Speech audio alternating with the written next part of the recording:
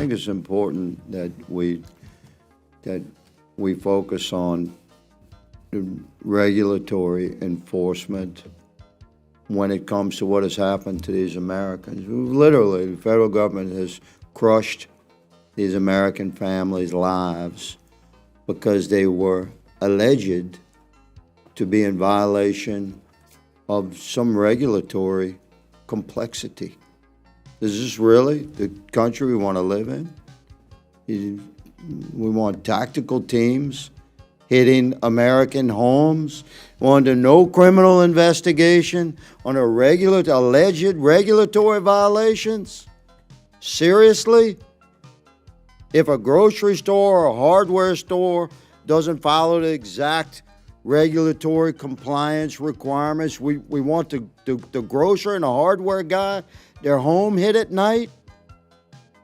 We want to grind them under the wheels of the federal government, crush their families. How dare they be in violation of some federal regulation?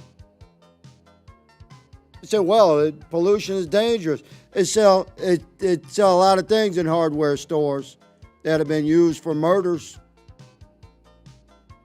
We sell alcohol in grocery stores. Shall we have tactical teams hit their homes? If a gas station or a daycare center fails to check every box on a federal form, shall we hit their homes with tactical teams? Is that the country that we want? Is this the country that veterans like me have served?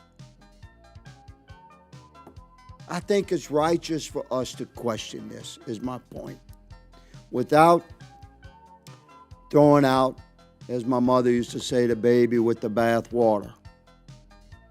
There's a place for federal regulations, and there's a requirement for compliance. Yes.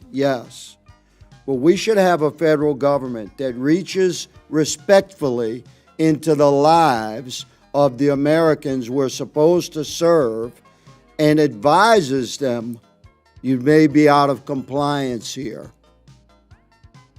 If your first interaction with the federal government regarding a regulatory violation, allegations of regulatory violation, is a tactical team hitting your house, something's wrong.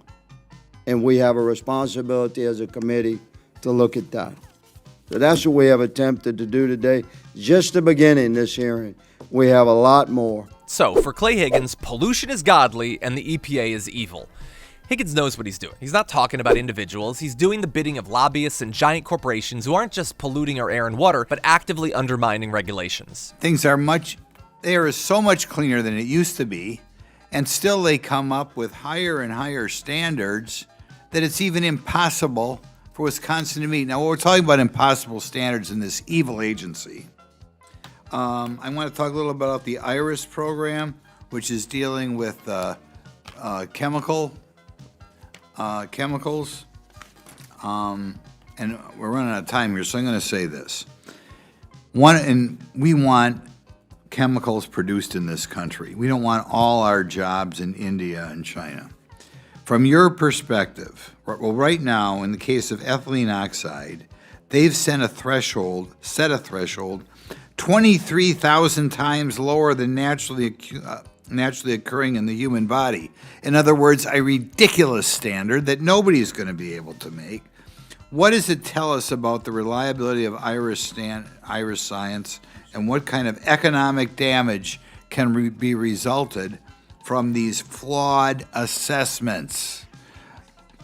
Thank you, Congressman, for the thoughtful question. I will just say in my personal capacity, here are a few thoughts. I'm not a scientist, but as a lawyer, I can tell you IRIS is not in a federal statute. It's not statutorily authorized by this body. Develop outside of it. There's not a transparent process. And as a lawyer, it's difficult to get the courts to review. The problem is then it becomes a foundation for very stringent regulations through risk assessments and risk evaluations. I understand there's been many technical critiques of IRIS, including by GAO and NAS, saying the process is broken. Thank you. Thank you very much, and I hope with our new administrator of EPA, we stop this anti-business extremism that is, I mean, things are so much cleaner than when I was a kid. I can't believe any congressman would think we have to tighten up the standards more. But thank you for being here and sharing your thoughts. It's amazing how these politicians talk about pollution concerns as like a personal slight on them rather than a legitimate threat to the health of their constituents. Representative Glenn Grothman talks as though that the pollution he grew up in built character, and kids these days breathe too easy. Mr. Schaefer, what are the public health consequences for frontline communities when environmental protections are weakened? Increased risk of cancer, heart disease, asthma attacks, premature mortality from these pollutants. And I just, again, want to insist these issues have been studied and studied and studied. There are areas where there's room for debate, and there are other areas where the evidence is really obvious about the hazard. Thank you. Yes, less environmental protections means more children with asthma, more elders with heart disease, and more families with preventable illnesses and lives cut short. Parents in Boston know what it's like to watch their child wheeze on the way to school or to spend hours in an ER on a bad air quality day. Asthma alone causes 14 million missed school days a year nationwide, meaning our children are falling behind in class because of pollution in the air they breathe. And these burdens are not equally shared. Mr. Schaefer, what does the evidence tell us about racial disparities and exposure to pollution? I would say that, especially if you look at income, you do see a disparity. The pollution disproportionately affects low-income communities, and that's because they tend to be located near factories, near highway centers, near construction sites, ports. And of course, in many of those neighborhoods, you have a majority of African-American or Latino or Asian American residents.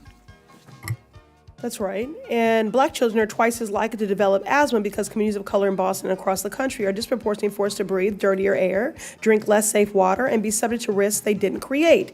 In Mattapan and Roxbury, two predominantly black and brown neighborhoods in my district, children are 7 times more likely, 7, to go to the emergency room for asthma attacks compared to children in more affluent neighborhoods just a couple of miles away. Now, Republicans want to strip away some of the only tools these communities have to hold polluters accountable when companies refuse to follow the law. Mr. Schaefer, how do the policies we're discussing today work to ensure companies account for the costs of their pollution?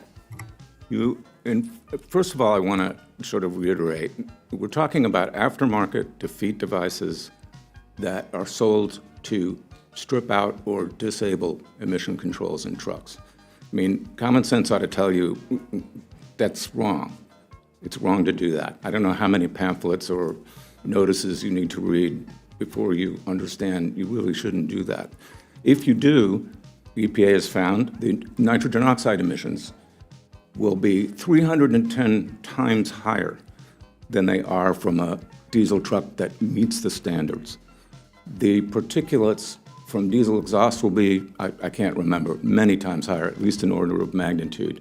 Same for hydrocarbons. So you're really talking about controls of that pollution that meet the limits or no controls at all in a lot of these cases, and the impact is pretty devastating.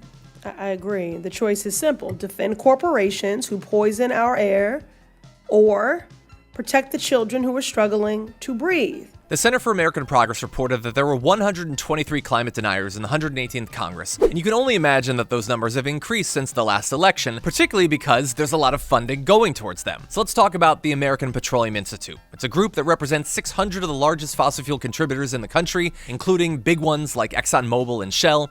They've spent over $6 million lobbying in just the 2024 election cycle, and they have at this point successfully pushed lawmakers to delay and derail any effective measures to combat climate change for decades. As of 2024, Glenn Grothman has received lifetime fossil fuel contributions of $119,000, and he's on the modest end of the scale. Ted Cruz, for example, has received over $5 million. And it can be easy to assume that these people are stupid or ignorant, but it's important to remember that they're also bought and paid for. This isn't just about a handful of politicians making bad calls.